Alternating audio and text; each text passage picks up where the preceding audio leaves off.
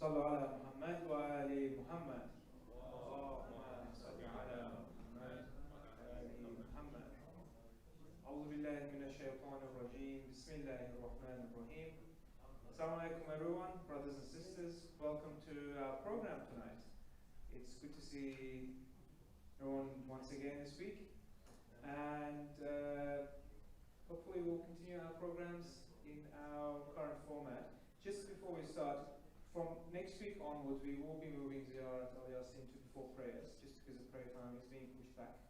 So just be mindful of that in case you are watching online as well and expect that in the program time. Tonight we are commemorating the passing away of Sayyida Fatima Ma'suma, who is the sister of our 8th Imam, and we can talk a little bit more about it after the Quran and Ziyarat in the first half of the program. On that note, I would like to invite Brother Sayyid Taha Musavi, followed by Brother Sayyid Darya Musavi to recite Quran and Ziyarat. Please welcome them with our salawat ala Muhammad wa ali Muhammad.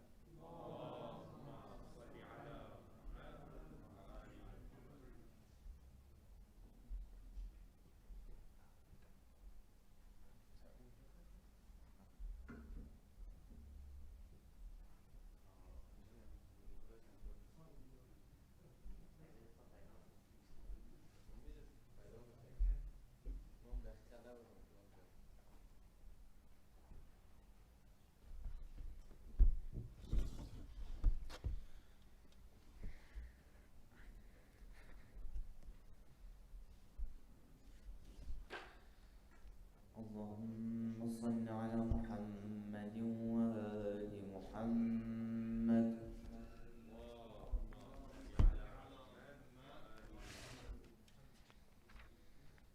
أعوذ بالله من الشيطان الرجيم.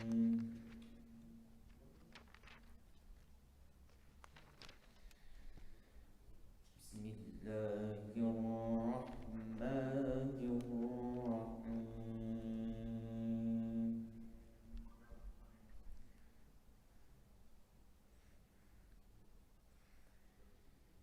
إذا السماء انفطرت.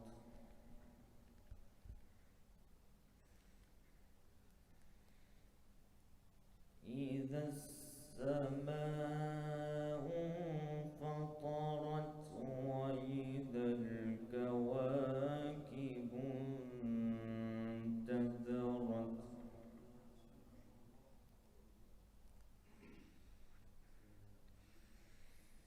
إذا السماء انفطرت وإذا الكواكب انتثرت وإذا البحار فجرت وإذا القبور بعثرت. علمت نفس ما قدمت وأخرت.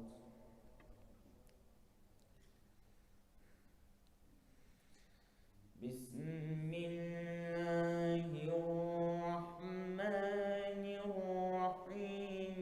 إذا السماء انفطرت.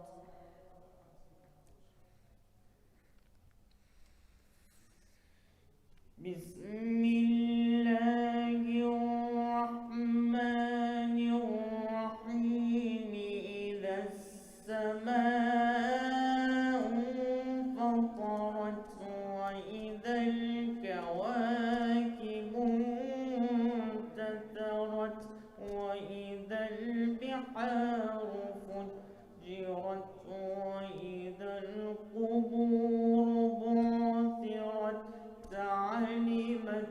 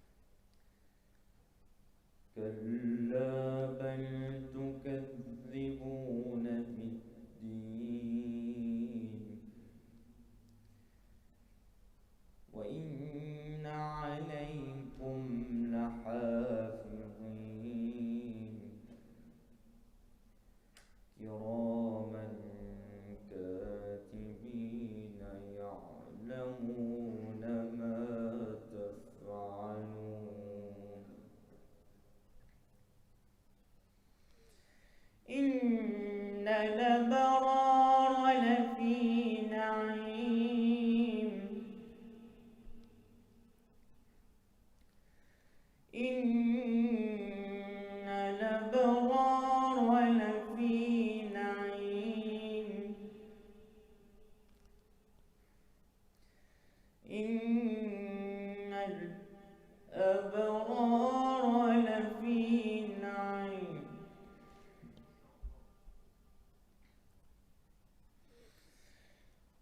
وإن الفجار لفي جحيم يصلونها يوم الدين وما هم عنها بغائبين وما أدراك ما يوم الدين ثم ما أدراك ما يوم الدين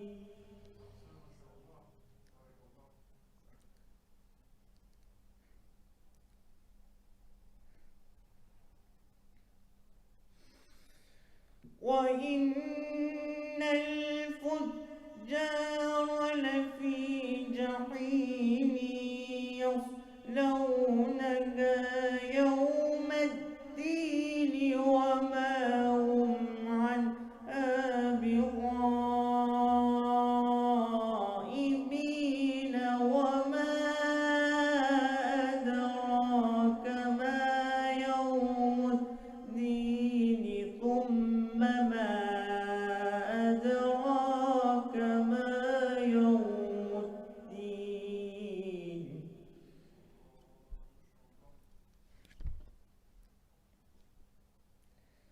وما أدراك ما يوم الدين ثم ما أدراك ما يوم الدين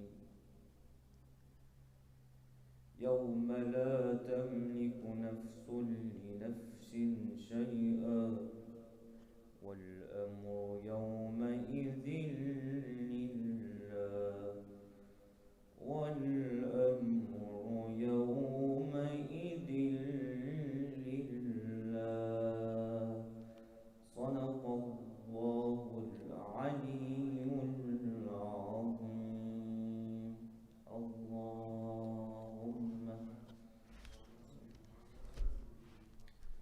زد وبارك على رسول الله وآله الأطهار على رسول الله وآله الأطهار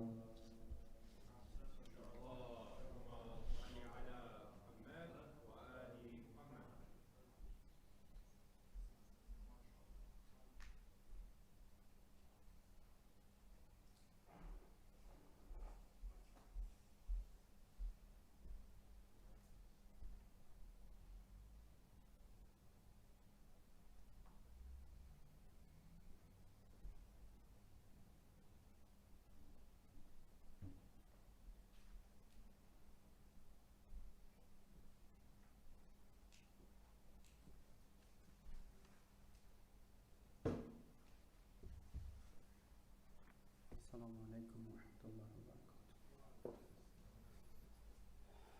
اللهم صل على محمد وآل محمد. اللهم صل على محمد وآل محمد. اللهم صل على فاطمة وأبيها وبعدها وبنيها وسر مستودع فيها بعدد ما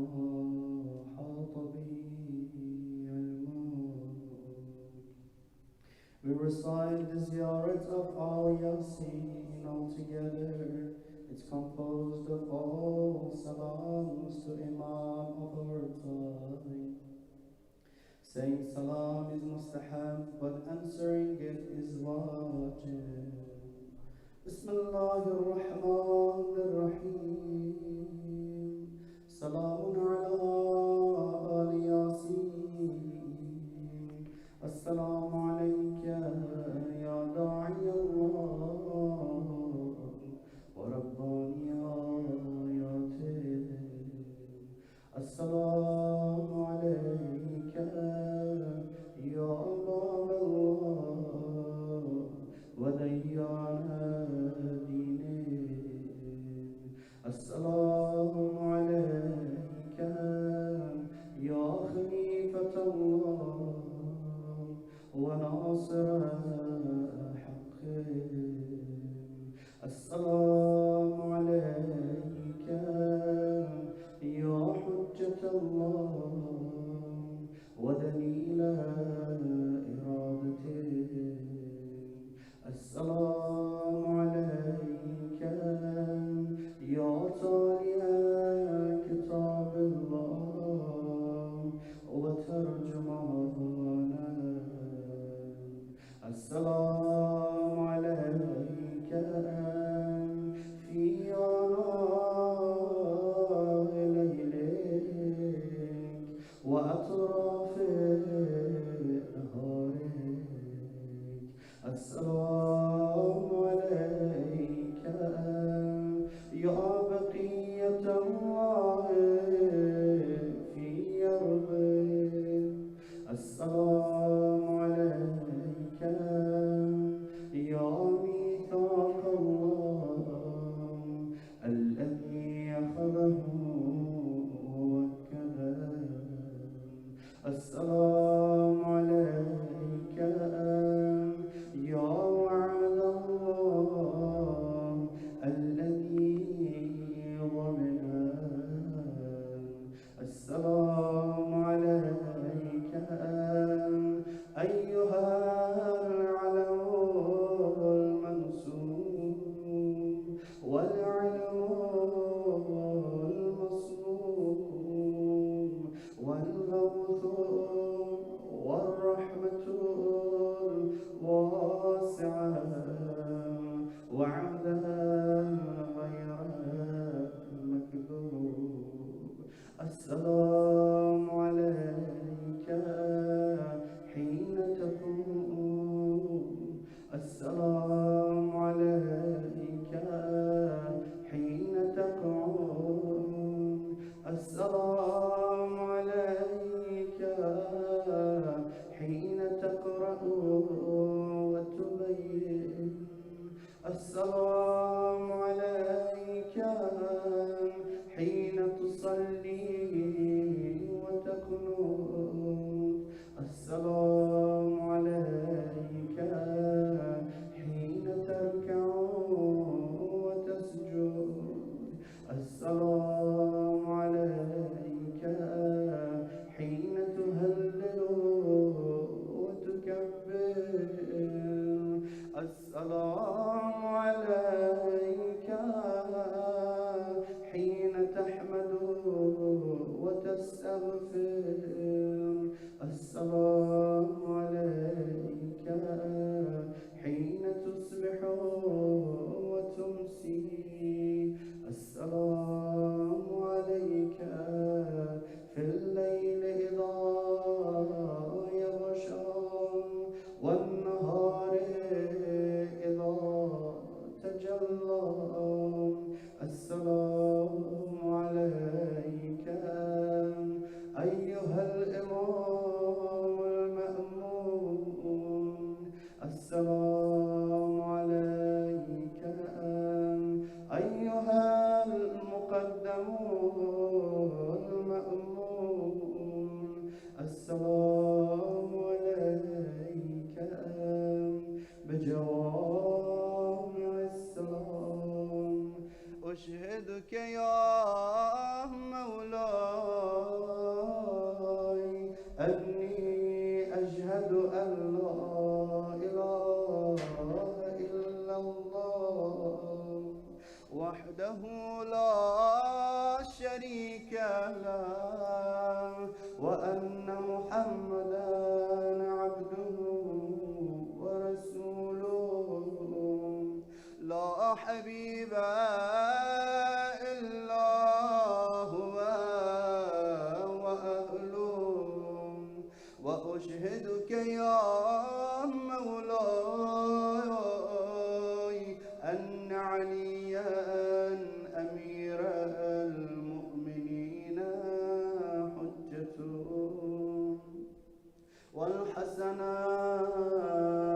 حجته والحسين حجته وعلي بن الحسين حجته ومحمد بن علي حجته وجعفر بن محمد حجته وموسى بن جعفر حجته وعلي بن موسى حجته ومحمد بن علي حجته وعلي بن محمد حجته والحسن بن علي حجته وأشهد أنك حجة الله أنتم الأول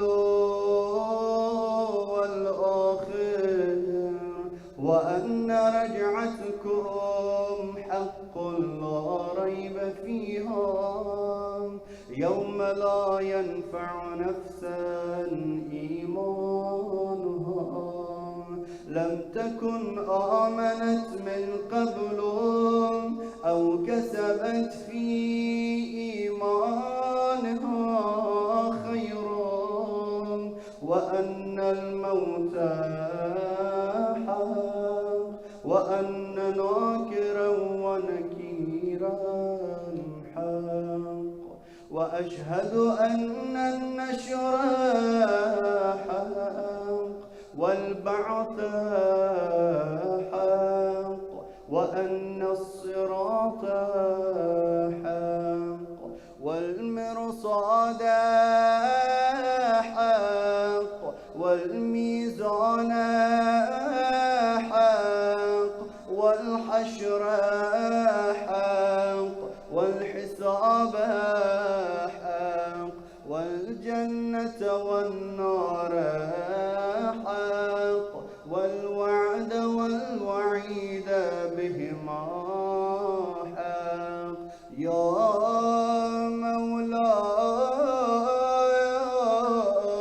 مولاي شقي من خالفكم وسعد من أطاعكم فاشهد على ما أشهدتك علي وأنا ولي لك بريء من عدوك فالحق ما رضيتموه والباطل ما أسخطتموه والمعروف ما أمرتم به والمنكر ما نهيتم عنه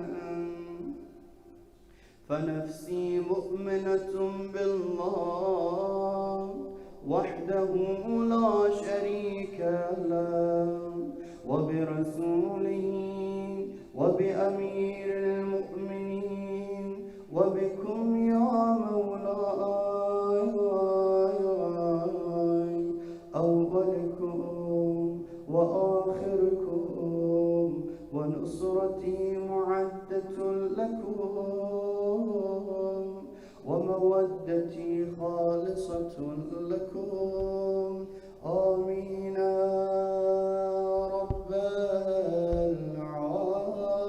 العالمين.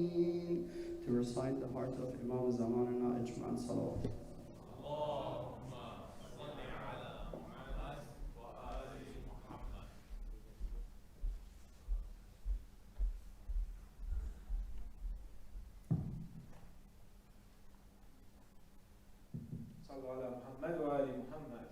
اللهم صل على محمد وآل محمد. Thank you to both dear brothers for those beautiful recitations. May Allah bless you and your families. Please recite an Allah salawat for their well-being. Allahumma salli ala Muhammad wa ali Muhammad.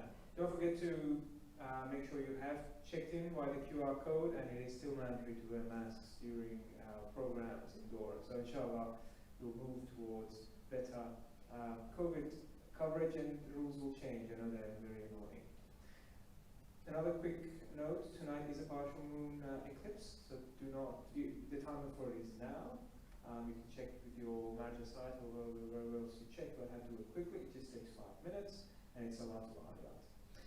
Now, tonight we, as mentioned before, we are commemorating the passing away of Sayyida Fatima Summa, the sister to our 8th Imam, Imam al-Rida, who was buried in Mashhad in Iran. Accounts are various to how her passing away was in terms of whether it was malintent or whether it was due to the traveling that she had and she fell ill and was buried at Rashid's place in Qom at the moment. Something you can look into if that interests you further. Her name, Ma'suma, derives from the word Isma, infallibility, and that's where it links to our topic for tonight, infallibility and its different types. And on that note, we will welcome Sheikh Ahmed Waqar with a loud salawat ala Muhammad wa ali Muhammad. Allahumma salli ala Muhammad wa ali Muhammad.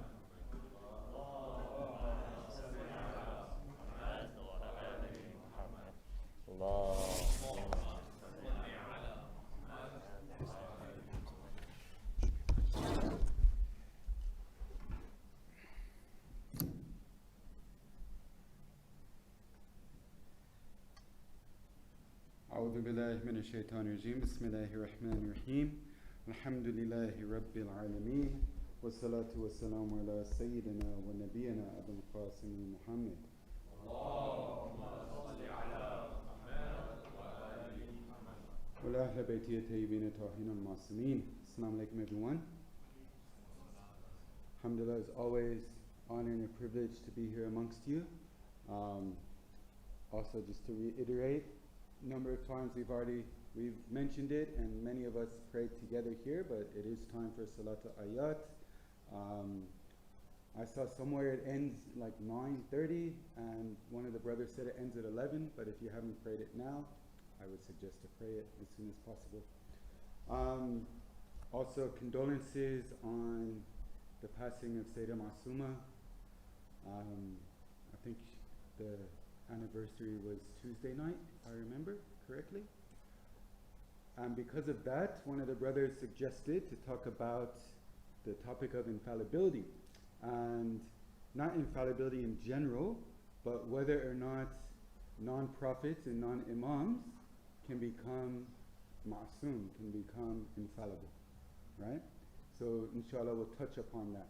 Now there's a little bit of a kind of introduction topics that we have to touch upon in order to get to the answer. And then when we get to the answer at the end, it will be very clear as we go through these steps, right? So first thing is, what is infallibility? And I don't want to dwell much at all trying to describe or define infallibility. Just point to the two main pieces of it. First one is knowledge, second one is piety, right? So infallibility is a combination of extremely high levels of knowledge of reality and of piety, right? And piety meaning spirituality, right? Closeness to God. So it's a combination of these two things equals isma, or infallibility. Now obviously, if we look in the definition, that definition, we could spend a long time defining this word and looking at it, the literal translation of the word isma, what it stems from, looking at all of the theological definitions that were provided, but that's outside the scope of the discussion that we're talking about. So we're just going to take it as isma, or infallibility, being a combination of these two traits, knowledge and piety, taqwa. Cool? Alright. Second question. Is the infallibility of a prophet obtained, or is it given to him. Okay, and this is a big one. So does a prophet have to do something, right? Have to worship in a certain way, or gain a certain type of knowledge to then become ma'soom? Or is isma something that's given to him by God? Right? This is a very important question. And the answer to that question will help us understand whether or not non-prophets and imams could become ma'soom, whether or not we could become ma'soom. Right? So if we look at isma being a combination of knowledge and taqwa, then for sure the lower levels, right, could definitely be obtained. Because any one of us could learn and increase our knowledge, and any one of us could increase our piety and our taqwa. And if we continue to work on it, it's possible that through our spiritual striving and through our quest for knowledge, we could reach the lower levels of infallibility. But the prophets and the imams were not at the lower levels of infallibility. They were at the higher levels. Now, are the higher levels something that, again, that can be obtained? Or are higher levels something that only God gives? Right? Now, when we look at that and we examine it, we have to go back to see what our theologians say. So the scholars of aqa'id, the scholars of theological beliefs, are the ones who tackle this issue about infallibility. And for the most part, they're pretty unanimous on saying that the higher levels of isma and infallibility cannot be obtained. You can't do something to obtain these higher levels. Rather, it's a lutf ilahi, it's a divine grace that's given to an individual from God for or with certain conditions. Right? And Sheikh Mufid, he has a sentence where he touches upon what one of these conditions could be. So his sentence is this: infallibility is given by Allah to one who he knows will cling to it, will keep it. Right? Because obviously we'll talk about this in a minute, but if Allah gives infallibility to someone, and we say that infallibility does not remove free will, then it's possible that the person that was given infallibility could commit a sin and lose it. The possibility exists. So if Allah would give someone infallibility, a prophet or an imam, and then that prophet or imam commits a sin, then not only does it destroy their infallibility, it destroys the whole purpose of sending them as a prophet or imam. So Allah would not do that. Right? So if infallibility is something that's divinely given, then he would only give it to someone who would be able to, and he knows would, maintain it. And that's a very important point there. Right? Plenty of scholars agree with this. Our older scholars, new scholars, Sayyid Murtada, Al-Amhili, Father Maqdad, and the list goes on. Okay. They use many of the arguments that we use to prove infallibility, they use to prove that it's also given by God. I'm not going to dwell upon these proofs for too long. There's just one verse, a very famous verse that everyone knows in Surah Ahzab, verse 33-33. Bismillahirrahmanirrahim. Innama yuridu Allah liyuthaba ankum ar-rijs ahlu bayt wa yutahhirakum tathira. Indeed, Allah desires to repel impurity from you, Ahlul Bayt, and purify you with a thorough purification. So this verse is commonly used by Shia scholars to prove the infallibility of the Ahlul Bayt alayhim salam. And it's specific to the Ahlul Bayt alayhim salam. So we can't use this verse to prove the infallibility of Nabi Ibrahim alayhi salam, or of anyone who's not part of the Ahlul Bayt. Right? So that's clear. But what's also clear is this infallibility given to the Ahlul Bayt is given by God. So verily Allah desires, yuridullah, right? So Allah desires, and Allah is the one who purifies them, right? And that thorough purification is commentated upon by the Mufassirin as giving isma, right? Now, although the verse is specific to the Ahlul Bayt alayhim salam, it's general in the sense that this is how isma is given. So it's not that isma is given by God to the Ahlul Bayt only and everyone else, all the other prophets obtained it. Right? Here Allah is explaining how isma is given. Not, step by step, but He's explaining that it's Him who gives it. Right? So we could take that verse to show that isma or infallibility is given by God. And it's pretty clear. I don't think there's too much there. There's a question. Did holy people from other faiths, for instance Buddha, have a degree of infallibility? Good question. I don't know about Buddha specifically. There are discussions of whether Buddha was actually a prophet of God and then his teachings have been distorted or not. Who knows? If he was, then yes, he would have been infallible. If he's not, if he wasn't, then him and other spiritual people in history, and even ourselves here in this room, the question is, can we obtain infallibility or not? Inshallah, as we progress through the talk, it'll be clear to us. Alright, when you say Allah gives infallibility, does it mean Allah actually gave the strength? Yeah, so exactly. So when we say Allah gives infallibility, that means He's giving these extremely high levels of knowledge and piety and taqwa, that combination. So obviously the prophets, we're not saying the prophets did not have taqwa and Allah gave it to them, but when Allah gives infallibility, right, He's giving extremely high levels of these two things.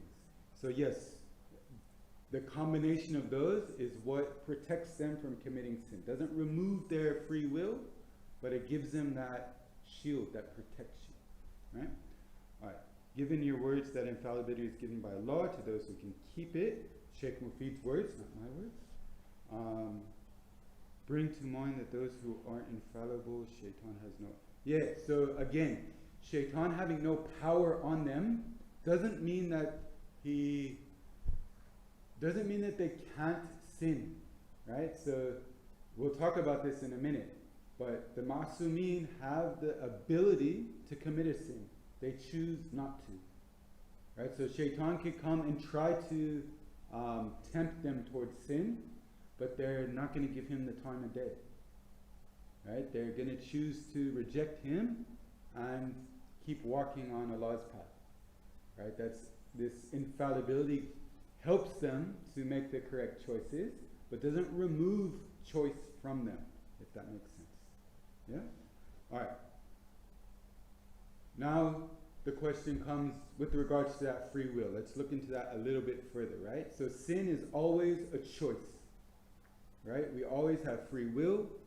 Us in this room, we could choose to commit a sin or not. We always have that choice.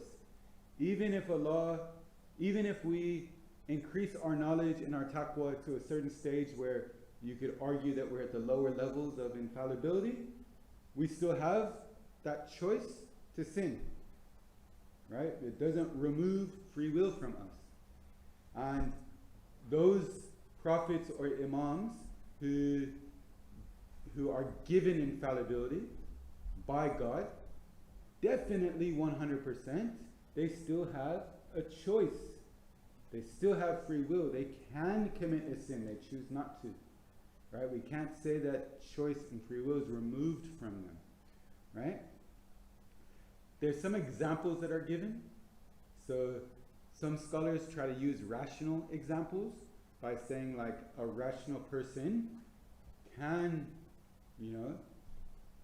put his head in an alligator's mouth, right? When their mouth is open. You could put your head in there. Probably you wouldn't though, right? It's not a smart thing to do. Some people do, and then once in a while they get bit. But a rational person has a choice not to do crazy, dangerous things. And normally we make that choice not to do it, right? They try to equate that to infallibility, where the prophet sees the danger of the sin, and yeah, he could do it, but because he has that extreme amount of knowledge and he can see the direct consequences of this sin, he's not going to. He's not going to play with fire, right? He's not going to put himself in that dangerous position, right? Another way to look at it is sins that we wouldn't do, right? So obviously people commit sins, we commit sins, none of us here are perfect, but there's certain sins that we wouldn't touch. There's certain sins that are clear, we're not going to go near them, right? Let's use alcohol for an example, right? You guys are coming to Nabi Akram, listening to religious lectures. Inshallah, we have that strength not to drink alcohol, right? And I think many of us would find alcohol to be disgusting, right? It'd be something that we wouldn't, like, yeah, there's people sell alcohol all over the city here. People are drinking alcohol all over us, all around us. But it's not something that we'd even think about doing. You know what I mean? It's like, that wouldn't even come to our minds that, oh, I could go and drink alcohol tonight. Right? It's just something that we don't even contemplate. Right? It's there. We have free will, right? There's nothing stopping us, but it's just not something we give any amount of possibility in our minds. Right? Is that infallibility? Is that what infallibility is? Question? Right? Alright. Now, question here. In Surah At-Tahrim, chapter 66, Allah tells the Holy Prophet not to forbid himself what is lawful, as he stopped eating honey to please his wives. How can we best reconcile this with infallibility? So, not performing something that is halal is not the same thing as performing something that is haram. Right? So, if I choose not to eat honey because I want to punish myself for something that I did that wasn't a sin in the first place, right? I'm not committing a sin by not eating honey, right? So this is not, like, it doesn't contradict infallibility here. All right. Let's look at some non-prophets and imams who have certain levels of infallibility. Right? So one of them are angels, non-humans. We can't really relate because we're not angels ourselves, but angels are ma'soom. Definitely 100% they have infallibility in transmitting wahy or revelation to the prophet. Right? There's no doubt about that. Everyone accepts that. In addition to that, there's verses of Quran and there's plenty of ahadith that point to the fact that they are ma'soom, that they have infallibility. One tradition from Imam Hassan Askari alayhi salam, angels through divine grace are ma'soom. They're ma'soom from disbelief and negative actions. As Allah has said that the angels do not disobey whatever Allah forbids them from and obeys whatever Allah commands them. Right? So they are ma'soom.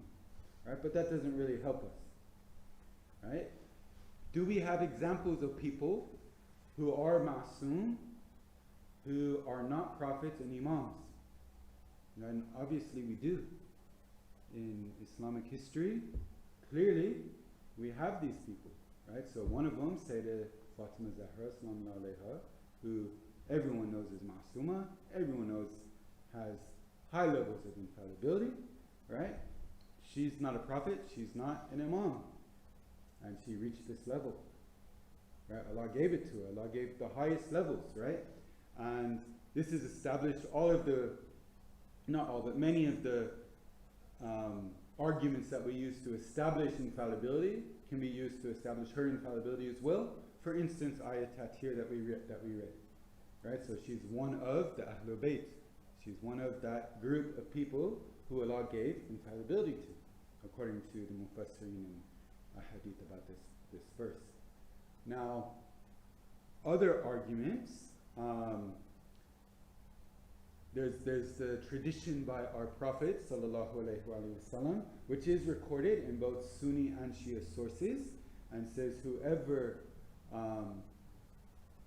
verily Allah is angry with anyone who angers Sayyidah Zahra, and is pleased with anyone who pleases her, right? And some of the ulama use that hadith to argue infallibility by saying, if Sayyidah Zahra got angry in an incorrect place, right, where she shouldn't have gotten angry at someone, but she let her emotions overcome her, or something like that, right, then this tradition would be saying Allah has to be angry at a person who has angered Sayyidah Zahra, but not in a real state, right? So if we look at this tradition, we could see that she would only get angry at people for the correct reason, and only be pleased with people for the correct reason, and they use that to argue infallibility. You could think about it, contemplate it, digest that, but it's an interesting argument. All right, back to angels. Do angels have free will? So angels, the common distinction between angels and human beings is free will, right? But you're right, if angels don't have free will, then how do we say that they are infallible? How does that make sense? Right? And then some ulama argue that there are smaller levels of free will with angels. Right? So they're not devoid of free will 100%, but they're not like us either. They don't have complete free will we don't have absolute free will, but they don't have the free will where they will go and commit whatever sin and forget about God. Right? They'll stay believers in God. They're not going to disbelieve in Allah's existence because they see Him clear, or not physically, but they're closer. And they won't commit like major sins. But do they have to follow everything exactly as Allah wanted? That's the question. Right? Can an angel do something in not the absolute best way, but a little bit lower? Right? That's kind of the question. But you're right, their isma would definitely be different than the isma of a human being. So that's clear. So that question is a good question. All right. Another person who is infallible and is not a prophet and is not an imam. Can you guys think of anyone? So we have Sayyidah Zahra being one. Let's think of a second.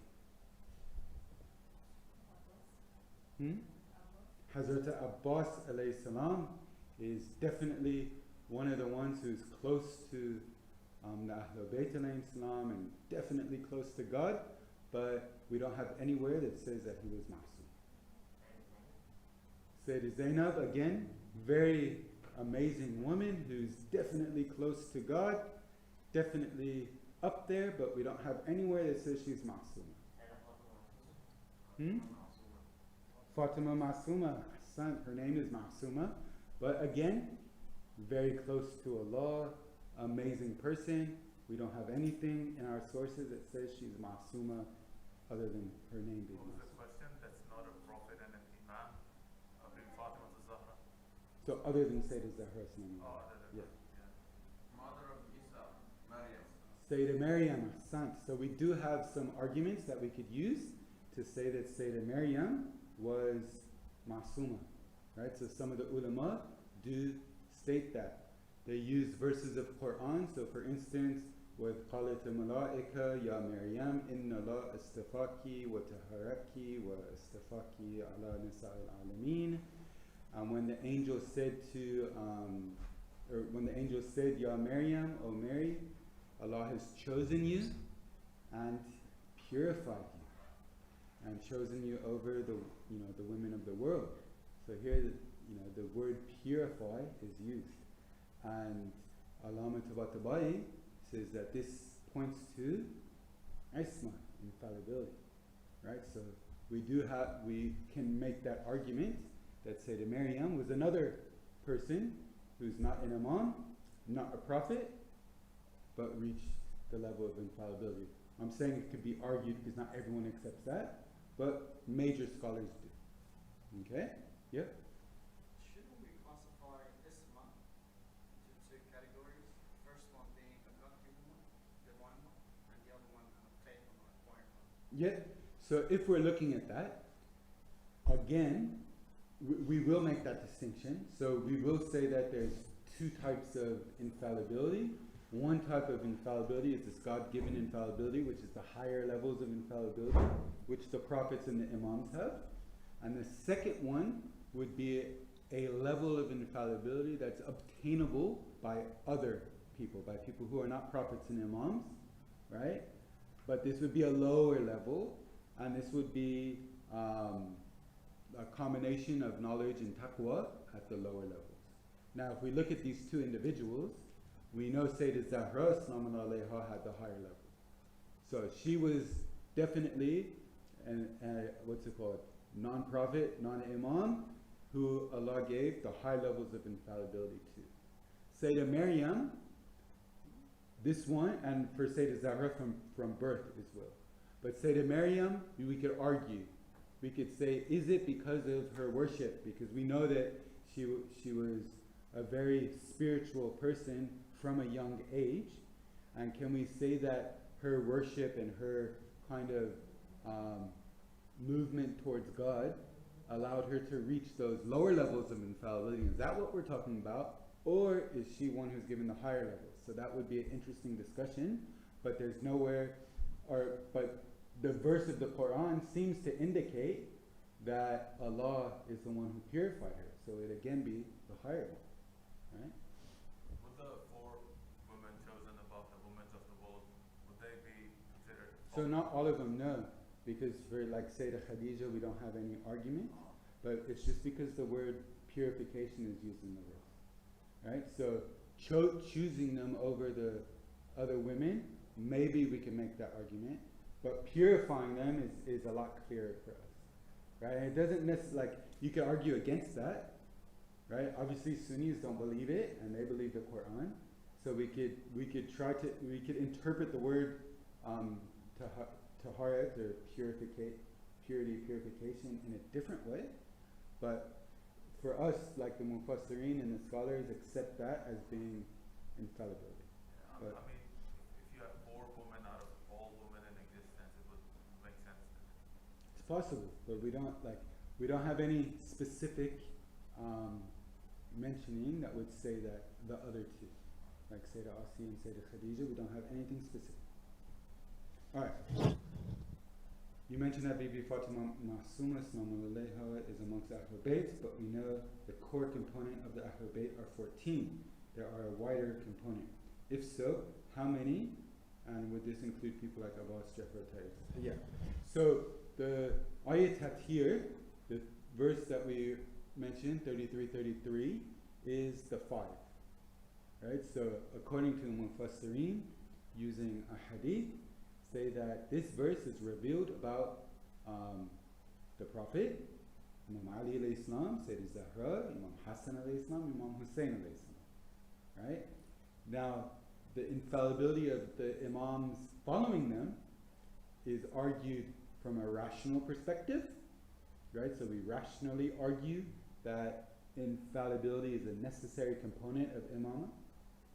And second, through their, specifically the individuals, through the designation from the previous imams, or from a hadith stating that they are imams, right? But it's not ayat here that's specifically revealed about them, right? But you can generalize it, but that ayah was definitely revealed about those 5, and that doesn't mean other than those 5 are not masum. It just means that, like, those were the 5 that were alive when this verse was revealed. Now, other people apart from the 14, and the 14 are the 12 Imams, Sayyidah Zahra and the Prophet, right? So other members of the Ahlul Bayt, including wives of the Prophet, other children of the Prophet, and more distant family members of the Prophet, right? And the Imams, we don't have anything stating that they're masum. and also the rational arguments for them to be ma'soom aren't there, because they're not in a position of imam. Right? So the imam has to be ma'soom, but other members of his household don't need to be ma'soom for him to reach his objective, if that makes sense. There's no reasoning, there's no argument that we could mention that would say that these people have to be ma'soom. So then I guess the argument lies on proving that they're ma'soom instead of proving that they're not ma'soom, if that makes sense. And there's nothing that we have that could prove that they are. Does that make sense? Okay. All right, now let's go back to the lower levels of infallibility. So clearly, the higher levels of infallibility are given by God, no question.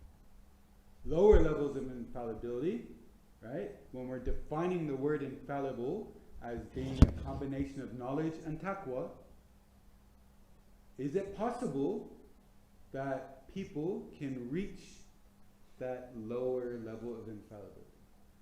Many of our ulama say yes.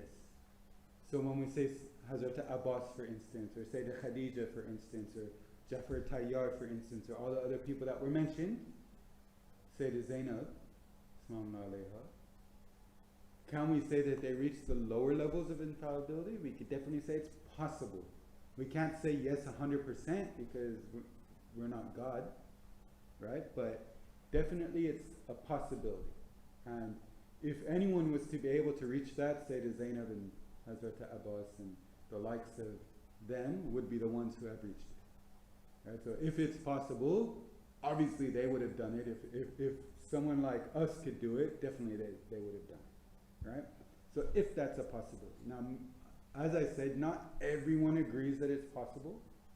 So some people would say that level of isma that's obtainable isn't really infallibility. What it is a high level of taqwa. And taqwa itself is a shield against sin. Right? So one of the definitions or one of the explanations that the ulama of akhlaq give for taqwa is that the more or the stronger your taqwa becomes, the harder it is for you to sin. So it becomes a protection against sin. Right? And I'm sure many of us have experienced that. The longer you stay away from sin, the harder it is to sin. But the more you engage in sinful activities, the easier sin becomes. Right? So all of us have gone through our ups and downs in life. Right? But when we're at that point where we're staying away from sin, right, and we stay away from sin for a period of time, then returning to sin becomes harder. Right? Because our taqwa is growing. Right? So they explain this as not infallibility. You're not infallible. You haven't become ma'soom. Right? I can't say, Ali Baruna, you're ma'soom. Right? But if we say that we've reached a level of taqwa that makes it harder for us to sin, right? Maybe we're using the word isma to mean that. Like lower levels of isma means that. It's possible. Right? I don't want to play with words. Right? We're not playing semantics. But that low level of infallibility that's referred to is that. It's a level of taqwa that helps protect us from sin. And the stronger that taqwa becomes, the closer to infallibility we reach. Right? Does that make sense? Does anyone say that that's wrong? It's not unanimously agreed by all of our ulama, so you can not accept that. But it makes sense to me. Right? And we could discuss it further if you wanted to. Alright. So what that means though, on a practical point, is that if we wanted to obtain a low level of infallibility, which in reality means a good amount of taqwa and knowledge and closeness to God, we could obtain that. Right? We could definitely get closer to God. There's no doubt about that. We can definitely increase our knowledge. There's no doubt about that. And we could definitely increase our taqwa. There's no doubt about that. Right? And if this is something that Allah has provided us the opportunity to do, why aren't we taking advantage of it? Isn't this something that we should want for ourselves? If Allah's allowing us to get closer to Him, why don't we take those steps and move closer? And when we're talking about this subject, that's what we really should be thinking about. Is like, I'm not saying that I'm going to become Hazrat Abbas alayhi salam, but I can get closer to God. I can get closer. I can take a few steps towards this low level of infallibility. Why not? Right? Why don't I do that? Inshallah, that's something that we could think about and insert into our lives and our programs and our goals.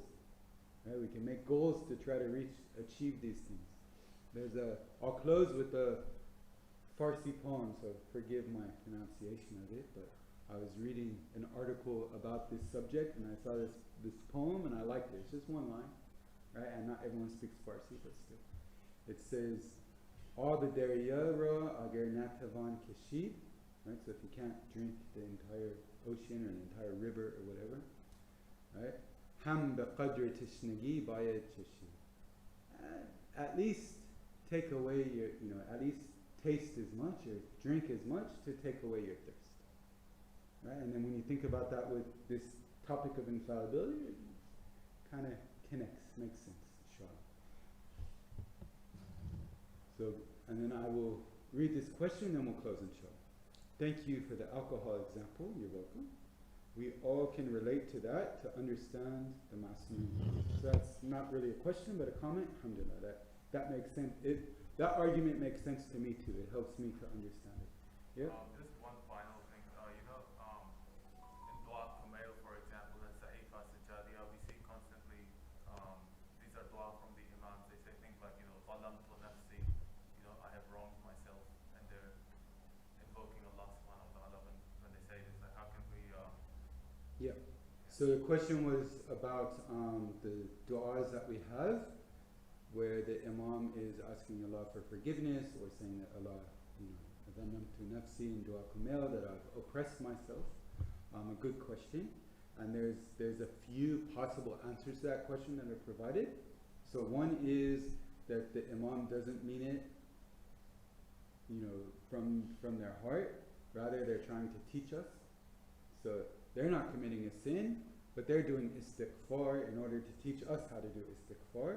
I think that that's a pretty weak argument myself, but that is an argument that's provided.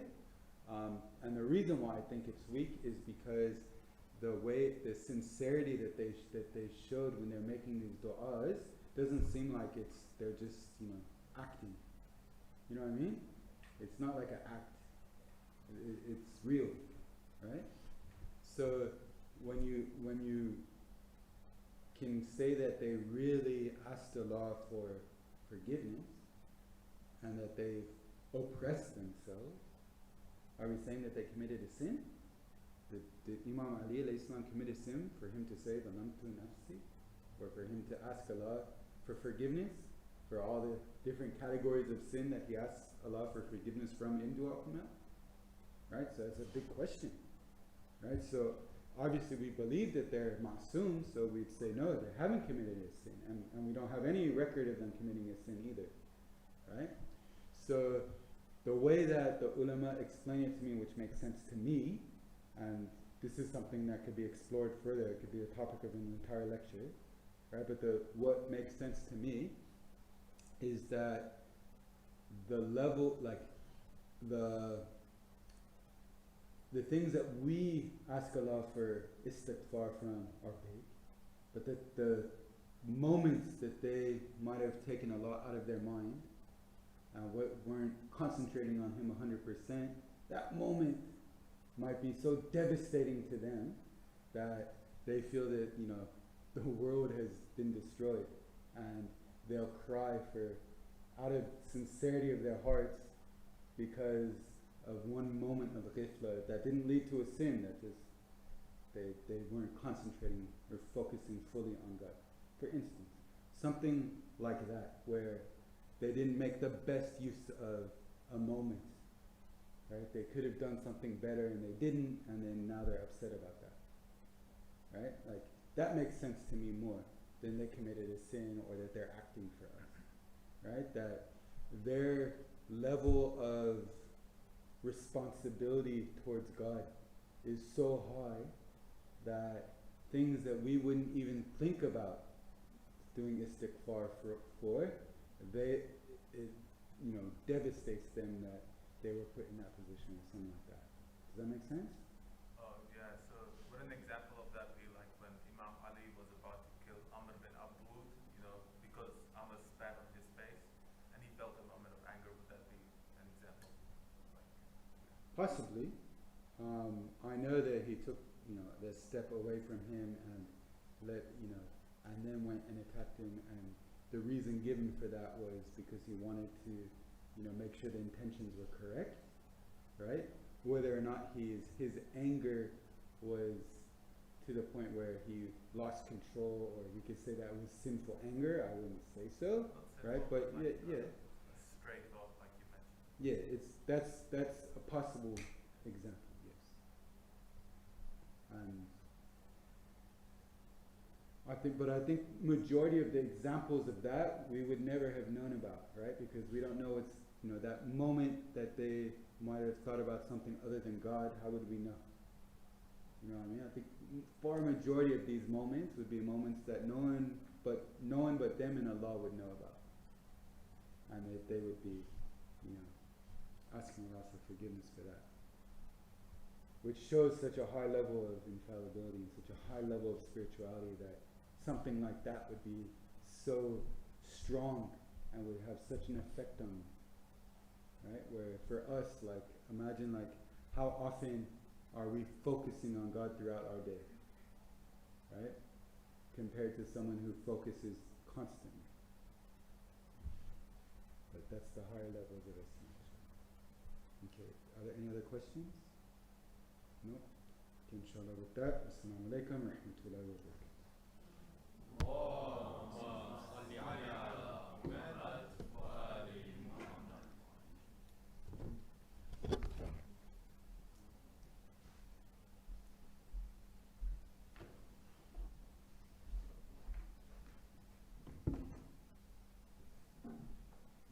Thank you very much, Shafna, for another enlightening discussion, and thank you to our audience for all of those engaging questions. It always makes for a more interesting discussion.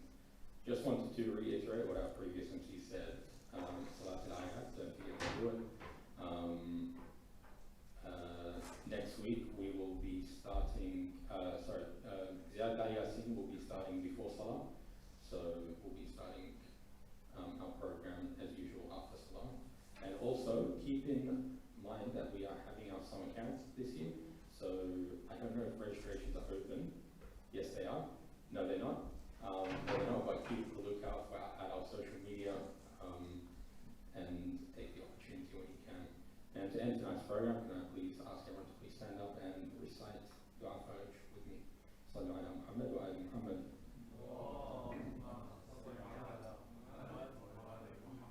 بسم الله الرحمن الرحيم اللهم كن لوليك الحجة الحسن صلواتك